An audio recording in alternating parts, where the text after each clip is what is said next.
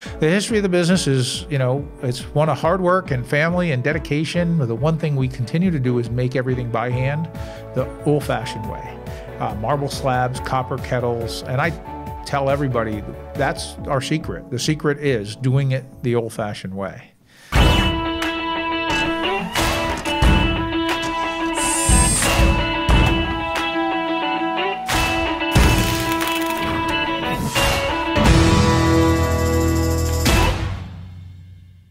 A quick interruption to remind you to like, subscribe, and rate this podcast so we can get your feedback and know how to make it better. Hey, it's Ari Santiago. We're back with another episode of the Made in America podcast, and this is going to be a fun one. Who doesn't love talking about chocolates?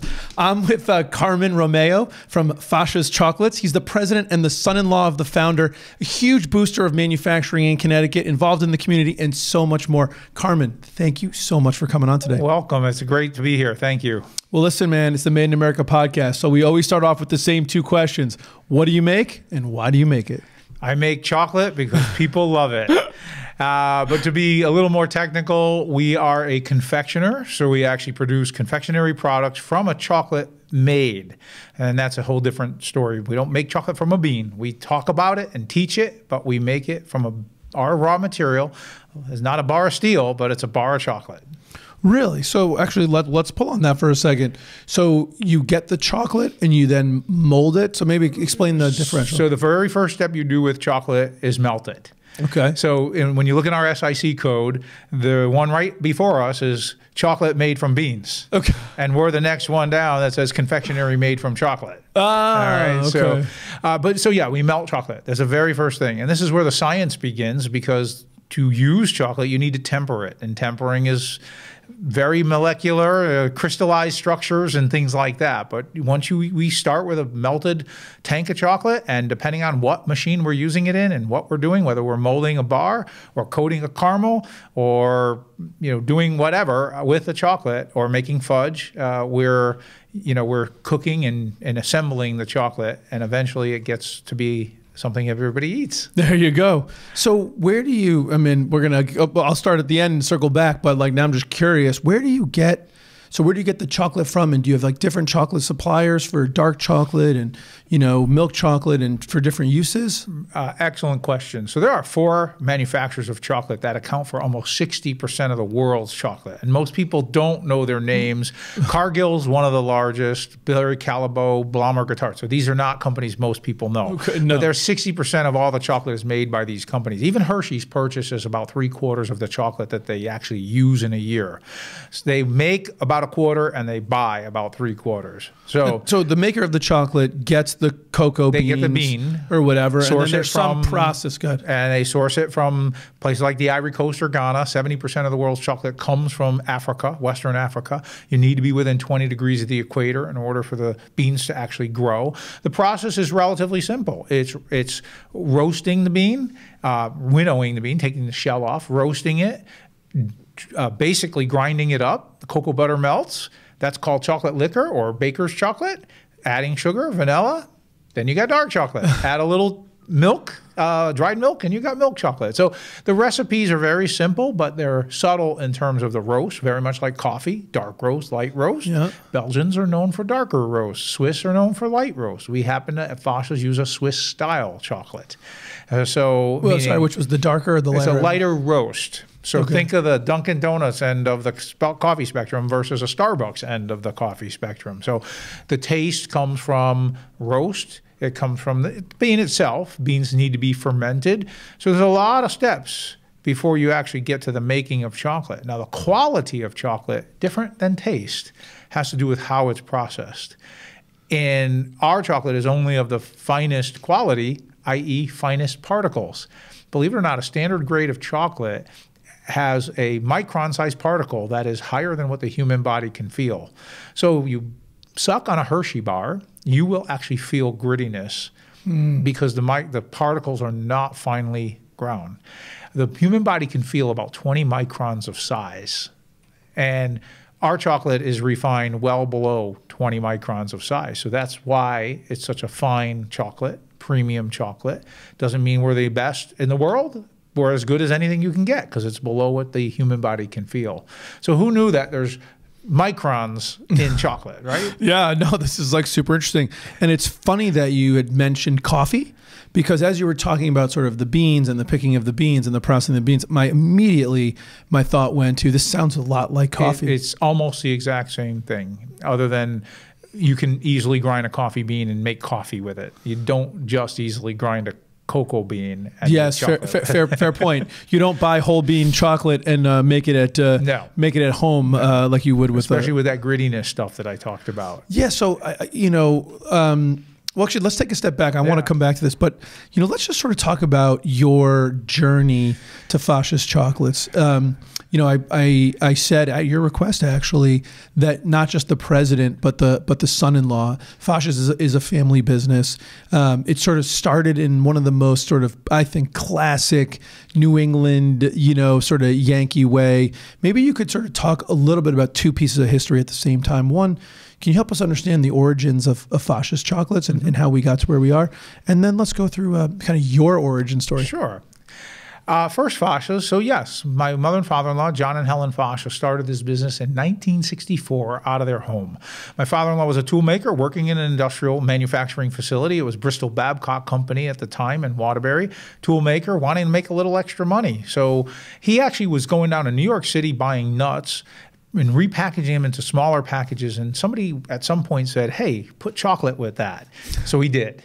And he was self-taught, and he learned, and he bought equipment and machinery over time. They were 14 years in their basement of their home in Waterbury, where people would actually knock on the door and be led into the basement, where there would be a cash register, a case, and all the chocolate making equipment in the basement of their home. Really?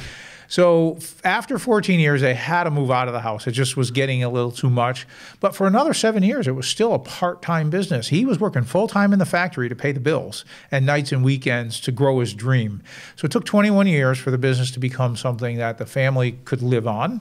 3 young daughters. My wife is the eldest of 3 daughters, and they grew up with the business in their house and having to go after school and weekends working in the chocolate factory. They moved a couple times just out of necessity and just desire. When I came along into the family scene 26 years ago, the business was nice, mom and pop, with a nice reputation, but you had to know about them to find them. And, it was just a great little business, and I got to love it. But at the point in time, I'm an engineer by training, and we can get to that. And I started my career with GE, but I'll continue with the chocolate story. I was running a company, general manager of a company, and we moved again and moved back to Connecticut, and I was running another company. In 2008, 13 years ago, my in-laws were still running the business at 73 and 69 years old, working every day, hard through the holidays, and they lost their lease. And they went into an industrial park building. So they were 100% retail at the time. They had no wholesale business. It was really just a mom and pop retail shop. All of a sudden, they're in half the space they needed, industrial park, no handicap accessibility, no visibility from the road. It was a real mess. And this was a time they were thinking about retiring and trying to even sell the business or hire somebody to run it for them. So it was really a tough deal. At that time, I was running a manufacturing company in Torrington, Connecticut. It was a wholly owned subsidiary of a Minnesota-based company. We had decided internally to the company I was running that we was going to move back to Minnesota, the manufacturing portion. Engineering was going to stay here, and I didn't want to go to Minnesota. So I asked, and I had to beg my wife. I said, let's go into chocolate. She said, heck no, and stronger language than that, because she grew up with it, and she knew that it's a very difficult business, and especially at the size and where it was in its stage. It had lost a lot because of the move. But I persevered, and we came into the chocolate business, and about 2.5 years into the lease we had, we started doing some events and tours. And 8 years ago, in 2013, we moved into the building we're in today, which is a very large facility. It's 18,000 square feet, and we made it a tourist destination in addition to being a manufacturer and our retail store. So we actually run events there. We have a train that stops there. We've done a lot there. We've had over 46,000 visitors listen to me talk about chocolate. So the history of the business is, it's one of hard work and family and dedication. The one thing we continue to do is make everything by hand the old-fashioned way. Marble slabs, copper kettles, and I tell everybody that's our secret. The secret is doing it the old-fashioned way. Wow, that's a really powerful story. I mean, just give me the part of it. I can't imagine how hard it is to take a retail business in a non-retail area with all the hurdles you mentioned. How did you get it operational and profitable? So we had to make it a destination. That was the number one thing, because again, we also do about 75% of our business in just 6 months of the year. Right. And even the sales part of that is broken down into about 11 weeks. Okay, so you got the holidays between Thanksgiving and Christmas, you got Valentine's and Easter, and those are the big three. Right. So it's even harder because of the seasonality of it. But because you need surge capacity, but you're going to have equipment that's sitting idle. So it's just exactly. I mean, we maintain, and so doing stuff in the summer, becoming a tourist destination was actually part of the business plan, because we would make stuff while people were in the building, and I would show it and being made. So we were able to. We never level load the factory, but even we'll get to that. But my growth now is to be able to produce more during the summer and level load factory. But to get profitable, I bought this huge building.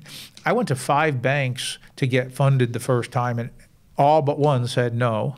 And I got an SBA loan and leveraged everything, house and everything. I told my wife, I said, what's the worst that can happen? We just sell our house and, do something and buy smaller. She didn't like to hear that when we were going for a big building. But it took a few years everybody goes through it and manufacture, a few years of losses and then some break even. And now we're reinvesting, even as we're in the break-even stage. We're reinvesting in the building. I just refinanced, added solar panels and a new set of HVAC and more space to store so that we could level load the factory a little bit more and produce more level throughout the year. I tell you, man, it's I've talked about it a lot. When I made the first jump, and people that own businesses who listen to this or have owned a business hopefully connect with what you just said, that conversation of like, we're putting it all on the line, again or whatever. Exactly. And it's just really wanted to stop on that because that really connected with me. And I've often said, I don't know if I would have been able to do the first one. I was single at the time when I had to do my first one. And so instead of a wife, I was talking to a mother who was like, are you crazy? You're quitting your job. You've got this great career. And I said the same thing. I said, look, if I lose everything, I got a great fallback plan. I'm moving back in with you guys. Exactly. I'm 56 now. So at 44 years of age I was getting paid to run a company. My kids, who are now 20, 22, and 21, they were used to not worrying about anything, and vacation was a guaranteed and all of that. And although I traveled, I was generally home, and weekends were my own. To go to nothing, and I literally made nothing my first year. And, that was tough. And to do it at that time of life when you should be really making it. You're reaping, I started all over. And we're not there yet, but we're at a point where there's a good trajectory. And it's a business that you got to have passion for, and I do. And even though I'm trying to come off, and I am successfully coming off the 70, 80-hour weeks to a dull roar. 50 to 60 sounds like nothing to me now.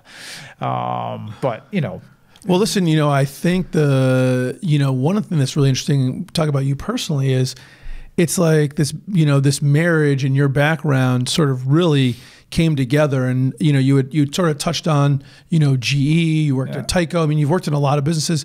It's very fortuitous because you have that background, but, You know, how did you get into manufacturing initially? To maybe talk about your journey. So I'm an engineer, as I mentioned. I went to WPI. I'm an electrical engineer by training, and I joined GE right out of school. I picked it amongst a bunch of offers at the time. I could have gone into pure manufacturing, the manufacturing management program.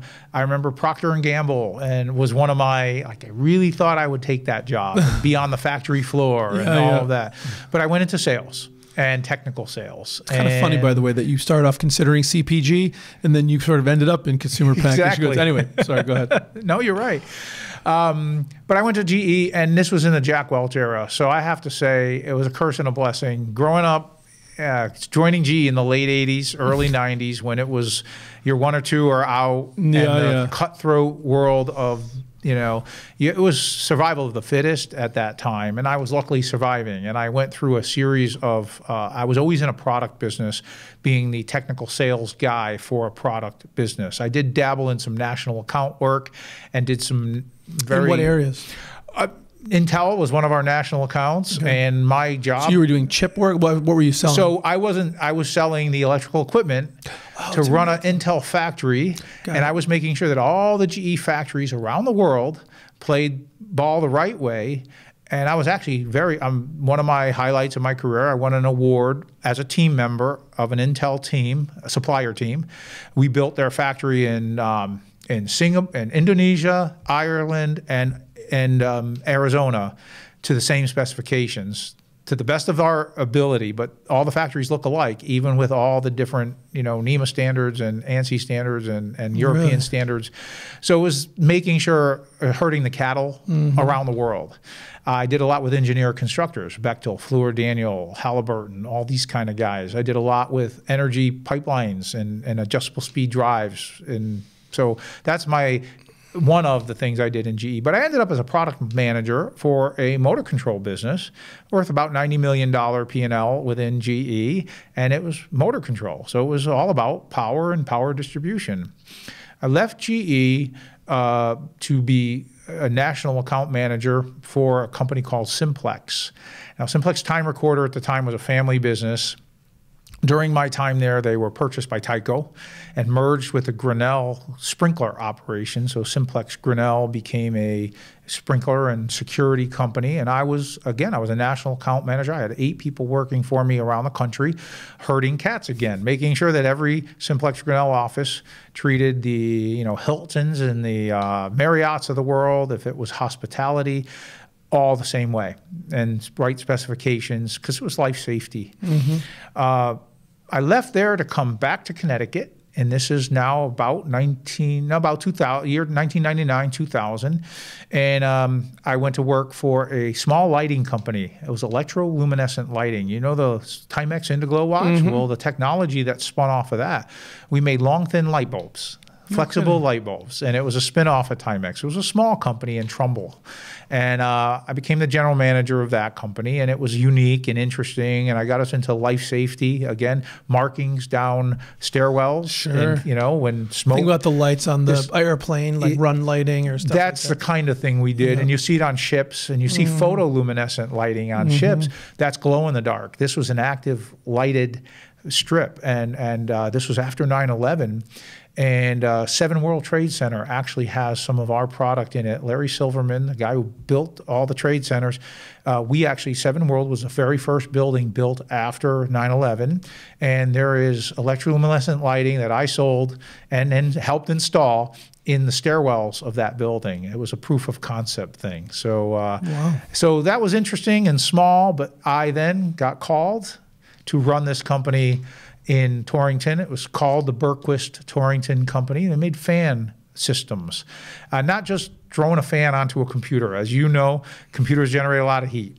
The Berquist Company made a lot of products to distribute that heat out of, but they bought this fan company. And what they were phenomenal aerodynamic engineers. They were able to model the, you know, the servers, the topology of the servers, and get air flowing through. So, you know, Dell was one of our big customers. A lot of telecom companies, Alcatel and others. And so that's what we did there. For like network switches and stuff Network like that. switches and stuff. And yeah, whatever, I mean, the fans they designed were phenomenal. You plug them in, all of a sudden the thing can get more stuff through. And believe me, as you know, in computing world, that's a big deal. Dissipating heat's a big deal, yeah. Right. So that was the company that I was hired to run. They were a wholly owned subsidiary of the Berquist company, the Berquist Torrington company, and I was hired to run it. And that's where we were planning to move most of the manufacturing of the fans back to Minnesota because it was cheaper and they had tens of thousands of square feet of space empty. And the engineering was going to stay here. And after I left, they lasted a couple years, then got sold. And I think they've been absorbed into some other larger company at this point. These things happen. So, but you know what's interesting, Carmen, is holy cow, like your background kind of lines up perfectly to turn this business around. There's a ton of science in chocolate. Yeah. I'm a green belt by training. I mean, way back in the GE days, I've instituted ISO 9000 audit. I was a trained auditor for a while. So all that, you got to be careful though. When I was coming into a family business, especially that training I talked about, the constructive conflict that GE encouraged. You can't do that in a family business, especially when your wife is the one that you're... Conflict you can do. The constructive part, that's probably the harder part, yeah. So being in a family business, I had to put a lot of my inner, my drive and the way I operated on the back shelf. And I'm still, even today, I'm anticipating putting in an ERP system when but I didn't want to do that right away. But we're growing to the point that now I need to do some good material resource planning, or really the whole planning throughout my enterprise. So I didn't try to go into chocolate with everything I've ever learned, but it's evolving. And so the science in chocolate's great. And so when I do the chocolate tours and the talks, we've had everything from kindergarten kids to I've had UConn engineering students come from stores down to Waterbury to sit through my hour-long class, and when our honors chemistry classes from a local high school, and they want to hear about fermenting and the nuts and bolts of how things are happening at the chemical level, or as I could talk about history, and chocolate was largely brought over to Europe through the first explorers, so Hernando Cortez and Mayans and Incas and Aztecs. I talk about all that stuff. So the technical side of chocolate is actually quite fun, and tempering that we talked about before. So which is just not a word. It's a word you think of with steel. It's not a word that you think of, or at least I don't think of with chocolate. Yeah. But so we have machinery, and guess what? I have a unique ability to fix the machinery. Yeah. I know how to run a meter. It's really impressive.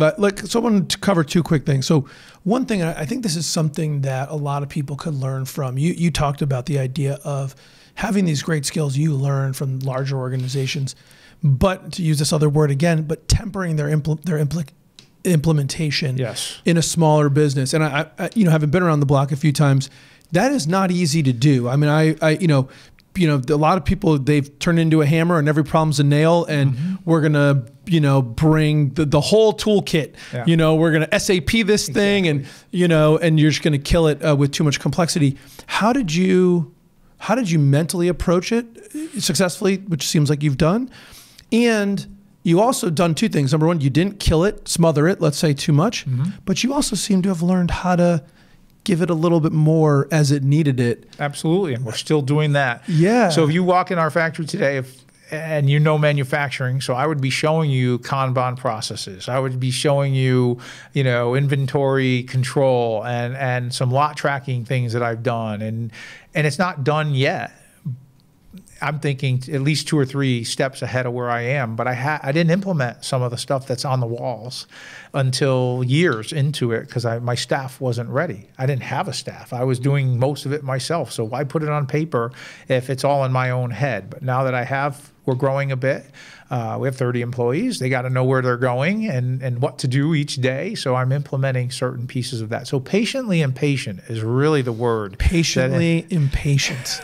I've always wanted to do that. And then the other thing, I'm gonna give a big secret here to the industry, and I was taught this in GE, and the mentor that I had that taught me this quick statement: always step back and decide whether quick and crude is better than slow and elegant. And that's huge. Everything you approach, you can imagine. Should I take the time to dot every I, cross every T, and make it a perfect scenario, or should I just go do it? Quick and crude. And if you do enough quick and crudes and step back, you can create the slow and elegant. You can create the perfect system out of making small changes quickly. So sort of the make a decision, implement, iterate, yeah, decision, implement, exactly. iterate. Decision.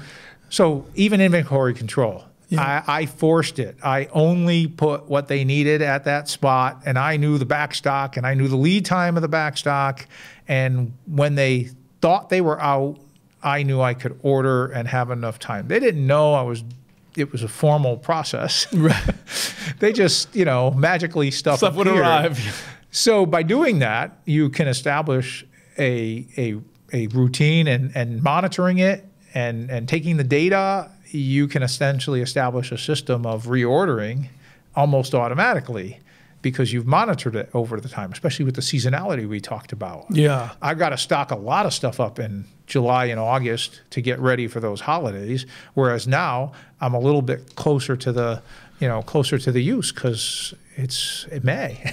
So, I mean, listen, where's a quick comment? A lot of people in manufacturing who know about lean and all that talk about, the PDCA, right? The Plan, Do, Check, Act. And I think your quick, crude versus slow and elegant is just an essential second tier down on the P part of the PDCA, right? Exactly. Too many people, the planning, we can get sort of lost in the planning. Some people call it analysis paralysis, but sometimes it's just too much analysis because what's the kind of the other thing they say, right? No plan survives first contact with the enemy. Exactly. So all the time we spend planning, we could just learn by implementing. Exactly. And doing that faster. That's cool. I want to pull on this other thread you just brought up, which I think is an interesting challenge that people may have in different ways, which is the seasonality aspect. When demand is so, well, you at least have sort of similar seasonality, right? When the high periods are. Yep. But you sort of talked about, well, maybe I could pre-make some stuff. It seems risky because you don't know what's going to be the hot seller and things could come up later. You guys can do custom chocolate. So, if something's hot at the end of the year, you can make it, it sells, but you wouldn't have known that. So what's your thinking around managing seasonality? Let's put to the side the idea of getting more other business during the other times of the year, or maybe that is a key part. Sure. But what other things do you think about as a manufacturer in terms of how do you manage that seasonality and the capacity constraints that come in? Well, it's not just capacity, it's also cash flow, obviously, very important piece. We're lucky that chocolate has a fairly long shelf life. Most people don't think about it as a longer term, but 6 months to a year is reasonable. So we can make a lot of stuff and it's fine, perfect at Christmas, especially when we have an environmentally controlled area. 50 degrees is all you need. You don't need to freeze. You want to have a nice, cool, low humidity. So 50 degrees, 50% humidity is a perfect time. I'm actually putting in right now about 1,000 square foot cool room in addition to the one that I have in order to be able to do some more level loading. So, again, we have a box here and it has a Connecticut logo, but the caramels and the creams and the truffles that are in there, they get put in many different assortments. And we have a good sense of what we need to make. So that part's not risky. The chocolates, if it's not sold at Christmas, it's going to sell at Valentine's Day. Yeah. And if we're not, almost nothing we're making in August or September is going to last to Valentine's Day anyway. If it does, it's the last, and even then, it'll last through Easter. So we're lucky in that regard. You just have to know where the ebbs and flows are. And is that something that you invested in some data analytics around, or is there just a good feel? I mean, I got to assume your in-laws maybe had at least a sense initially, although not so much. They saw what was empty on the shelf and they went and made it. Okay. Of course, they knew they needed to stock up. Having a point of sale system, being able to know what we've sold over the last 12 years now that I've been there, I have a much more detailed view of, we use history to predict the future. And, you know, we add growth in and we just try to, and that's thus my earlier time. I'm ready for an enterprise planning system, enterprise resource planning system, because I need to be able to load in time and both cycle time and applied time to a process. You know, you cook a batch of caramel, but it takes 5 hours to cool. You got to allow for that. Right. And you just can't keep going and going and going. Right. Though, you know, and some of my machinery, just like any factory, I have certain machinery that is the single bottleneck. Shrink wrapping my boxes or enrobing, coating chocolate. Those are single points. And I just got to do the calculations. How many hours can I run that machine? How many hours do I need to run that machine? Luckily, I'm nowhere near my capacity. Right. Got to understand those theory of constraints and where. But I've added machinery ahead of the need to have it on purpose. Right. So I'm not capacity constrained in any way. There's just so much great lessons here, Carmen. I hope people are picking up on just the thought process. It's you know, it's subtle, but it's there and it's really impressive, right? It's because, you know, thinking about the planning, trying to be a little bit ahead, but not too far ahead, understanding where your constraints are, so you know that you're optimizing the overall flow, not just sort of one area, paying detailed attention to the technical aspects.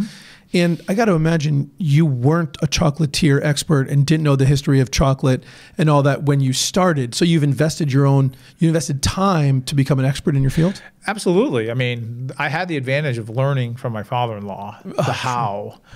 Maybe not the why. I mean, he's self-taught and he's really, really great at what he does, but learning how to make everything. And then with a science intuition and some knowledge, going to school. And I've been to many chocolate schools. Really? Where you're learning, you know, inversions of sugars at certain time, temperature. There's time and temperature. I could plot it out, but I don't. But there's certain things that if you don't cook for a certain time within a certain temperature zone, it's not going to come out the right way.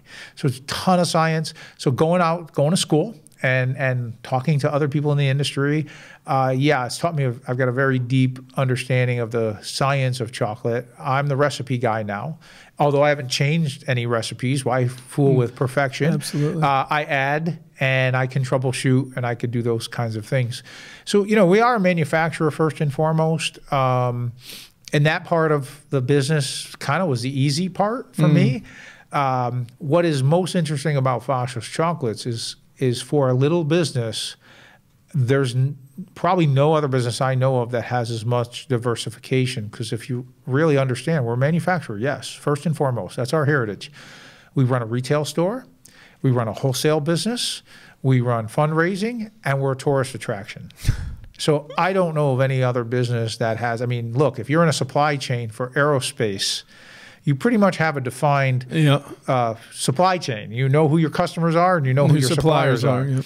When you stick yourself in our business, we have corporate customers. We have, so we're business to business, business to consumer. The internet, social media, and search engine optimization means a lot to us. You know, we joked the other night when you mentioned TikTok. Yeah, we have a TikTok channel, and it's showing chocolate being made to music, and it's great. And it, you know, so we are an incredibly multifaceted business for as small as we are. And that's what makes it a challenge, but also a joy. Joy, yeah. Listen, something new and exciting every single day is really impressive. And I'm glad you kind of turned to that, because it's exactly where I want to, you know, kind of go next. I know we only have a little bit longer, but we've talked sort of about process. We've talked about people, learning, and your staff. And I do want to touch on recruiting a little bit. We've talked about equipment and investing in technology.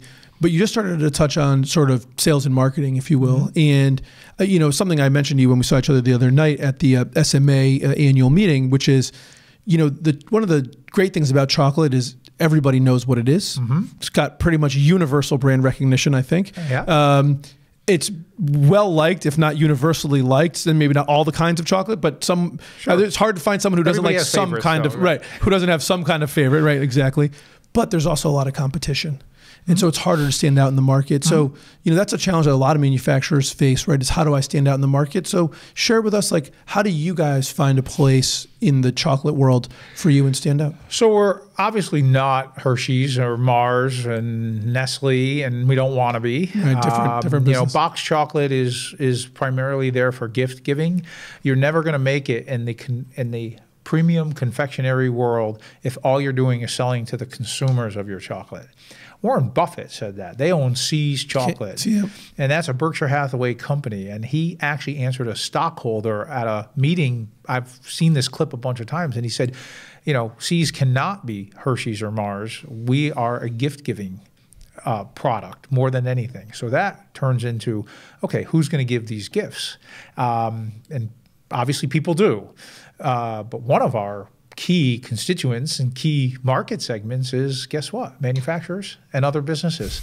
You know, that's why we've gone into logoed chocolates and being very good about personalization and putting people's names on boxes or bars or what have you. And that's one way we stand out, is being able to give, you know, great service. So I have several clients, and many of them are, you know, I serve on the SMA board. I'm the delegate from SMA to the CMC. And, you know, just so happened, and I've never ever once asked anybody to buy chocolate, but I have several CMC companies, people I serve on the board with, who now have logoed chocolate. And I don't serve the boards primarily for that reason, but it's certainly a nice side benefit when they taste it and they like it and they know that it can be done. So being out there, serving the Waterbury Chamber Board, serving the SMA, serving the CMC through the SMA, but I'm also on a tourism board for the Western Connecticut Tourism District. Serving all these is really sales and marketing. Yeah, it is. And standing out and just being there, because like I said, I don't have to convince people that they like chocolate. But I'll say this for even the people who might listen to this podcast. Think about your employees. This is a relatively inexpensive gift. If you have clients that are high net worth individuals who can buy anything they want, they're still going to enjoy a box of chocolate. So think about that. Employees, suppliers, and customers. And, you know, we have some of our customers just hand us a mailing list and say, get it there on an anniversary or a birthday. And that's all we do is send it out. They get a bill once a month, and their customers or employees are just wowed because they're recognized on a special day. Wow. And so that's the kind of service we can provide as a small company, right? Or somebody just texts us and says, send this to this. I just had a great sales meeting.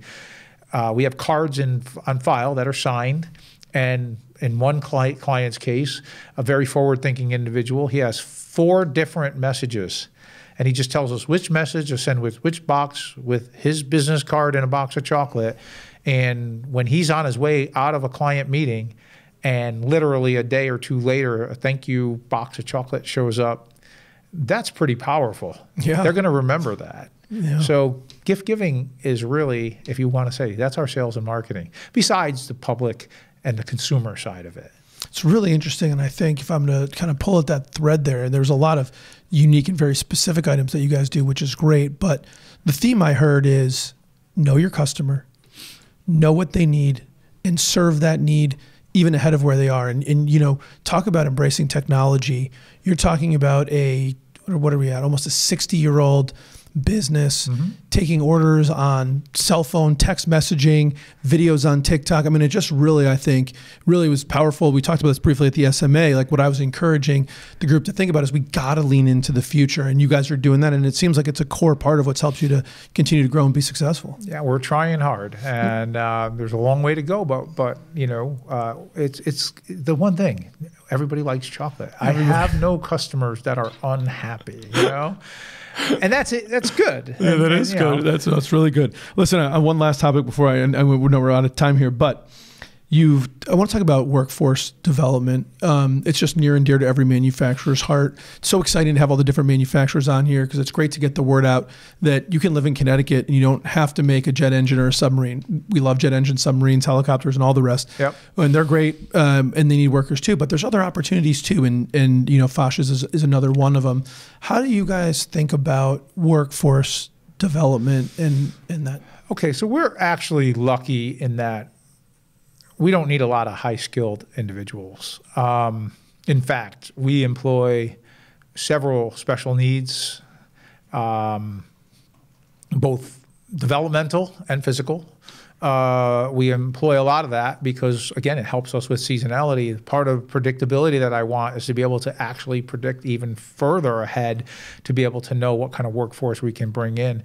I'm growing my staff, and I've used, as a matter of fact, the apprenticeship program.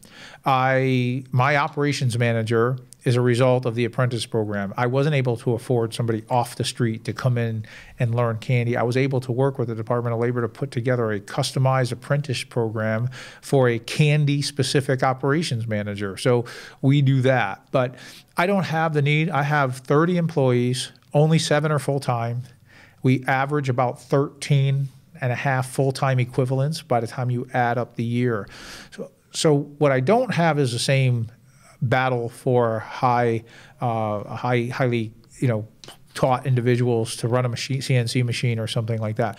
But what I can help with, and being acutely aware of the workforce need here, is as we touch youngsters, we're able to get the word out. And I'm doing this through every time a school group comes in, they're going to hear this is manufacturing and this is a great career, whether it's chocolate or not. So I'm actually able to provide a service and I've talked with the folks at CCAT about institutionalizing this and maybe using chocolate as a medium to teach the next generation and parents that manufacturing is a career that they should look at. Not everybody needs to go to college.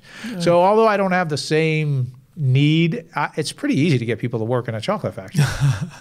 certainly if they get some if they get to hit some discounts at the gift shop, I bet that you can eat all the chocolate you want, and then you self-regulate. Yeah, exactly. So we don't stop people from eating chocolate. Self-regulating. Can imagine too much of a good thing if you're that close to it all the time. Carmen, it has been awesome. You ready to do a little rapid fire round of questions and wrap this thing up? All right, my man, here we go. Red Sox or Yankees? Red Sox. That's what I'm talking about. Starbucks or Dunkin'? Dunkin'. There we go. Staycation or exotic destination? Exotic destination, but I don't get to very often. iPhone or Android? I'm an iPhone guy. Sports car or SUV? Sports car. Do you have a favorite business book? Got to go back to an early Jack Welch book. Early, yeah. Those are, and there were many of them. There were some good ones.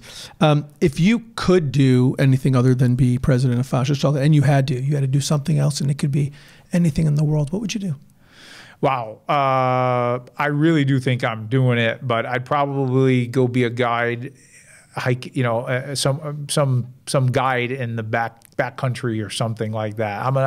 I don't get to do much of it, but I'm really an outdoorsy guy at heart. And one of these days, want to hike the Appalachian Trail or raft the Colorado River or something like that. Oh, that's very cool. What's one thing, Carmen, that you learned early in your life or early in your career that you think's helped propelled you to all the success that you've had? Wow. You had to work hard for what you get. I mean, I didn't put myself through school, but I had to work hard to get out of public school in Waterbury and get to an engineering school. And when I got there, I realized, whoa, I wasn't that prepared.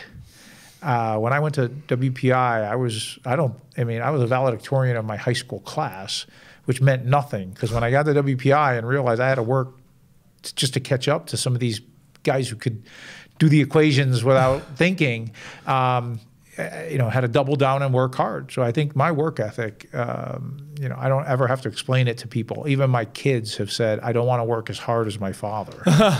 So I guess. Well, you set a pretty good example. And what's something, Carmen, that you learned later in your life or later in your career that you wish, if you could go back and tell young Carmen, and if he'd listened to you, it'd really help propel him on a good path?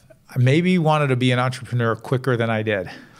Even in big corporate GE, I pushed some of the boundaries and helped create some business units that didn't exist.